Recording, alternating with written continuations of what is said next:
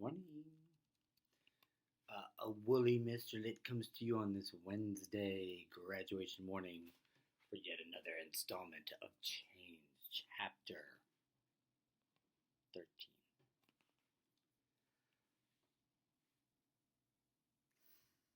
The front door opened next morning as I walked down the stairs carrying Madam's chamber pot. It was Master Lockton, back from being arrested. His clothing was rumpled, and he looked as if he has not slept. He paused when he saw me. Tell Becky I require strong coffee and food. Where's your mistress? What's she doing? Above, sir. She's packing. He stormed past me and bellowed for his wife. As I dumped and washed out the chamber pot, I gave thanks. It was very clear he did not think of me as a spy.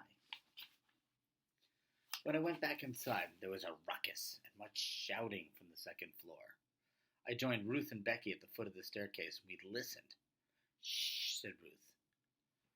That's right, little one, said Becky. They don't pipe down soon. The whole neighborhood is going to turn out to watch. Crash. I bet you that was the wash pitcher. Crash.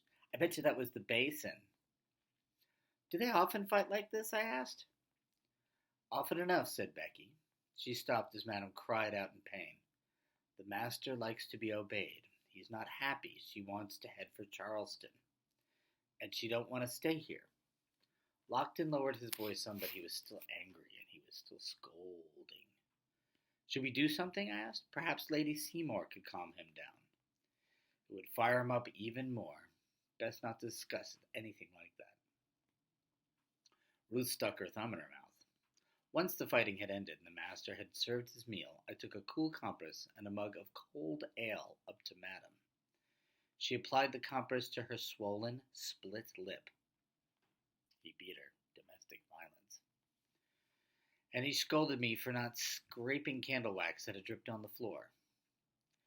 It caused me to fall. Do you see what your clumsiness did? She's blaming her split lip on some wax on the floor that she's blaming Isabel for, when clearly she was a victim of domestic violence from her husband. We both knew it was a lie. There was no wax on the floor. A few drops of blood stained the edge of the carpet. What do you have to say to yourself? I don't like picking up the blame and carrying, but I had no choice. I beg your forgiveness, ma'am. I promise it will not happen again. She removed the compress and winced. It had better not. In the many weeks that followed, the master had me serve him whenever his companions visited, and I listened closely to their conversations. But they blew only hot air. They complained about Congress and the weather and the effect of war on business. I was relieved to hear that the printer, ink-stained, had fled the city with his wife and children. Lockton was certain that he had told the rebels about the money and that the plan to bribe the American troops. But my secret was safe. They blamed him. Becky brought peas, greens, and gossip from the marketplace, and the British fleet was in the harbor. No, the fleet had sailed for Jamaica. No, the Congress had negotiated peace. No, the British planned to kill us all while we slept. Gossip is the foul smell from the devil's backside, is what Mom always used to say. I try to ignore the wild stories and stay alert for something that I might use to secure our freedom. That's where she's at. That's some good evidence right there. What's on Isabel's mind? She's just trying to get free. What I really like about Isabel is she's obviously pretty educated. Ms. Mary Finch obviously not only taught her reading, but I think taught her history, taught her manners, taught her a lot of things. I mean, she's not a mindless slave. None of them were. But it's how people were treated. It's hard to study history that way sometimes. Becky had been quite happy to give me the chore of hiking up to the tea water pump every day. After my first few visits, it became the favorite part of my day. The pump was set in a little shed at the edge of the commons, a big gathering place ringed by army barracks, a poorhouse, and a jail. There were trees and fields to the north of the common, and the burying place for Africans. The air was cleaner up there, easier to breathe. So they buried slaves in a separate cemetery.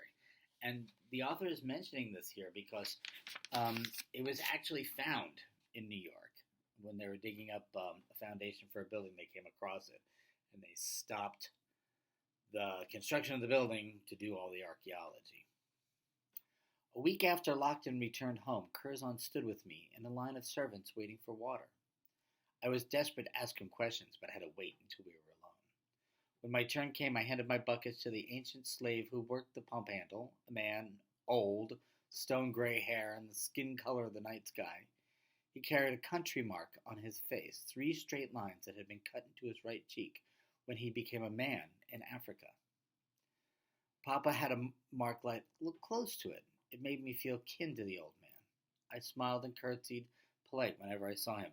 So in some African villages, part of the coming of age ceremony will include some scarification or tattooing too. Depends which tribe. So that could be a mark of that you came from Africa when you have lines like that on your face. Thank you, grandfather, said Curzon. He's your grandfather? The old man chuckled softly. I'm the grandfather of everybody and everything, he said. He pushed the handle down on the pump and the water flowed. Mind how you go, missy. Curzon waited until we were 2 blocks down Queen Street before he asked me about Lockton's affairs. He's traveled to Fairfield in Connecticut 2 days ago, and he came home late last night, I told Curzon. I thought he was on a parole, but that he had to stay in New York. Why don't they arrest him? Curzon looked behind us and from side to side before answering carefully. They don't have enough men to follow him, and his aunt has powerful connections, both here and in England. So his aunt is the lady with the Dutch servant, Miss Jane Seymour, who was the one who was nice to Isabel. That's his aunt. And she does have a lot of old connections. There must be solid proof before they dare arrest him again because of that. Should you ever come in any possession of letters or maps or anything physical, or if I find the king hiding in our pantry, the Congress would give you a medal for that. I would rather have a passage home on a fast ship. You don't want to sail anywhere right now, he said, doffing his hat and bowing to the officers going by. I bobbed in the direction of the gentlemen and waited for them to draw out of earshot before speaking again. Why not? The Royal Fleet is fast approaching and is eager for battle here in New York. If you sailed now, you'd likely be captured and sold to the islands. That's like the Caribbean islands, like Jamaica would have sugar plantations and stuff. It's really hard. Idle gossip and pipe smoke, I said. You hear it on every street corner. I wonder why we don't all choke. For a boy with a little head, you sure do have big dreams. I just want what's owed to me. You need to be patient, he said. The army has bigger fish to fry than you and your sister. And I have bigger fish to fry than you and your army, I said with more confidence than I actually felt. The sun set later in those weeks. The extra light was welcome and put to good use. I aired out our pallet and blankets and tidied the cellar corner. The potato bin was almost empty. Ruth asked to play in it as if it were a little house. I would not let her. Instead, I made her a little corn husk doll, painting a face on it with pokeberry juice and made a little gown out of it out of a piece of cambric from Becky's scrap bag. One night, feeling out of sorts and reckless, I crept upstairs. It was after midnight. Lockton and his wife slept heavily. I snuck into the library and I took a book from the shelves. It was called Robinson Crusoe by Daniel Defoe. I sat by the glowing coals in the kitchen and I read until I could hold my eyes open no longer. When the moon rose next to the night, I planted the mystery seeds I had taken from Mama's jar. I didn't know what they'd grow into be, but planting them in the deep, cool dirt was a comfort. Thunder boomed in the distance as a summer storm approached. I ought to check the cows, I thought. Storms made them nervous. More thunder rolled, and then there was a third wave. Fool, I scolded myself. The cows were in our old life, not this one. The moon climbed higher, and the air returned to stillness and waiting. I took myself to bed, and I did not dream. To me, that her thinking the cows had to be tended to is kind of evidence of feeling just dissociated. That and dissociated is a long adult word meaning confused and not in yourself. And the trauma of this whole situation, not being given her freedom, being abused by the Locktons in New York that's about to break out into war, having to look after her sister with such a mean master. It's getting to her. It's like the cows were in her old life, and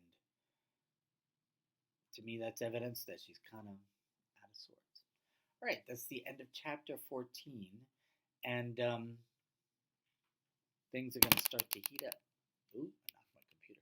Things are going to start to heat up. We're going to read another one tomorrow, and then we'll start the book on tape probably on chapter 15. Good stuff, man. All right, happy graduation, 5th grade. We'll talk to you guys tomorrow.